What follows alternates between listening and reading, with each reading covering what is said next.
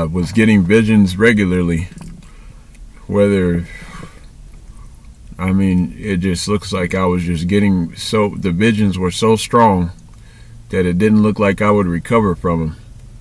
I would be trying to shake myself and roll myself out of the bed so that I would hit the floor so that I could snap out of it, because I didn't know that God was trying to talk to me through these visions and these dreams.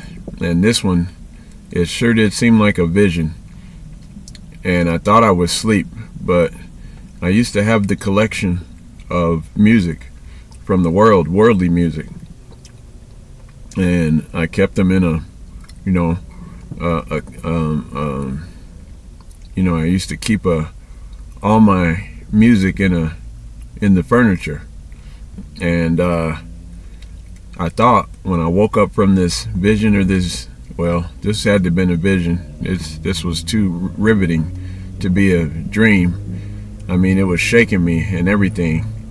And there were these two rappers, and I had their albums. And I saw the newsreel flash across the screen in a vision, and I thought I was sound asleep. And so I saw a news flash that these two rappers had harmed each other in the streets. I saw it before it came on the news, and then recorded it when the news put it on, and told people I just saw that in a vision, a month ago or however long the time was. And I didn't know that God wanted me to be praying for these people. In fact, later on, I felt I don't know how I knew. It was like the Lord spoke it in my spirit, or I heard a whisper or something, and he told me to pray for a certain musician.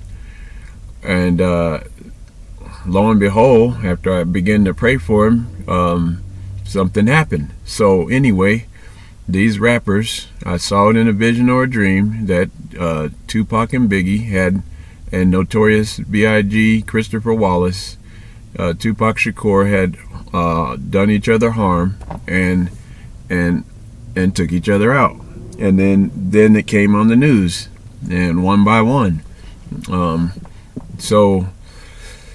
I think that was part of the gift of visions and dreams, and I once again didn't know really how to use those gifts right away. And we should always pray about those visions and dreams and ask the Lord what he wants us to do with them. That's why it's important for us to walk in the Spirit and stay close to the Lord, because when we walk in the flesh, we miss everything. And then on Judgment Day, we'll be just standing there like, I was supposed to, help the Lord straighten people out and get them saved. But I chose to live walking in the flesh. I was doing things that are not according to holiness and righteousness, which God requires.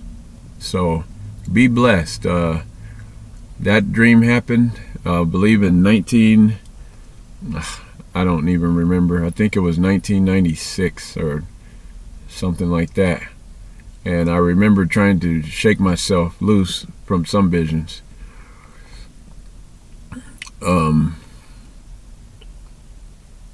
I had another vision. Let me see if I can squeeze this one in around that same time in Eichel's apartment.